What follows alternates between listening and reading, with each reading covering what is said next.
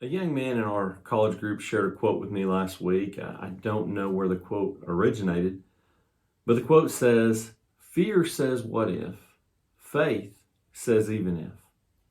What a great reminder that even if this world takes everything from us, including our last breath, which one day is guaranteed to happen, even if the world takes everything, we don't have to worry about the what ifs. Because the ending to our story has already been written, and it is the happiest of all endings. When I saw this quote, I thought about the two angelic pregnancy announcements that we read about in Luke chapter 1, and the two very different responses to those announcements. The first announcement was when the Zechariah was visited by the angel Gabriel and told that Zechariah would become the father of John, the forerunner of the Messiah. And in verse 12 of Luke chapter 1, we see Zechariah's disposition when confronted with Gabriel. It says Zechariah was troubled when he saw him, and fear fell upon him. But the angel said to him, "Don't be afraid, Zechariah. Your prayer has been heard. And you and your wife, Elizabeth, will bear a son, and you shall call his name John." Who knows what was going through Zechariah's mind at that moment? There could have been a lot of things going on, but he was afraid. You know, is it possible that I'm too old to be a good father? What if my wife is too old? And what if there are complications? And what if I can't raise him? And what if I'm not strong enough to protect him? And who will take care of him when we get sick? And what if? And what if? And what if? And in verse 18, Zechariah said to the angel, "How shall I know this? For I'm an old man, and my wife is advanced in years." I love Gabriel's answer in verse 19. How do you know?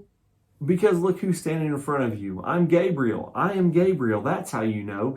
Because this angel who's standing in front of you right now also stands in the presence of God. Why are you doubting this is going to happen? You're afraid to go somewhere that God has already paved the way to. Zechariah was afraid. And fear says, what if? In the same chapter down in verse 28, Gabriel visits the young virgin girl Mary. And it does say that she was initially troubled when in verse 29 by the greeting of Gabriel.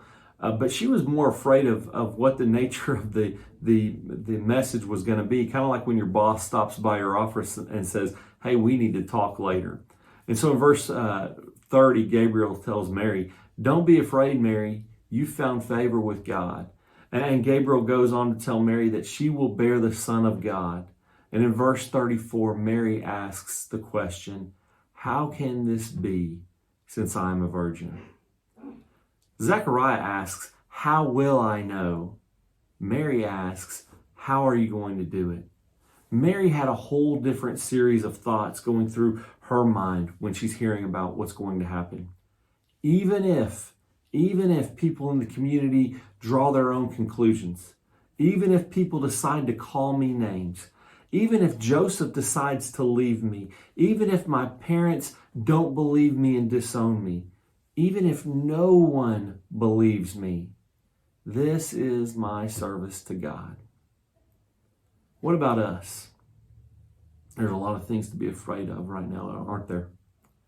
What if this virus doesn't end? What if I lose my job? What if we can't have Thanksgiving dinner with our families? What if my candidate isn't elected in November? What if a vaccine takes longer to develop? You know, if we allow him an audience, Satan will echo fear incessantly and allow fear to control every action in our life. And he'll let that fear paralyze us from taking one step forward on the path that God has already paved for us. Faith says even if the virus lasts for another year, even if I have to wear this mask and the mask mandate lasts for the rest of my life, even if I lose my job, even if I contract COVID, Even if God decides to take me home tomorrow, this is the path that God has paved, and my life is service to Him. Fear says, what if? Faith says, even if. If you're experiencing fear right now, you're not alone. There's a lot of people who are experiencing fear. And if you'd like to talk about it or pray about it, I'm here to help. Shoot me an email and we'll set up a time that we can talk.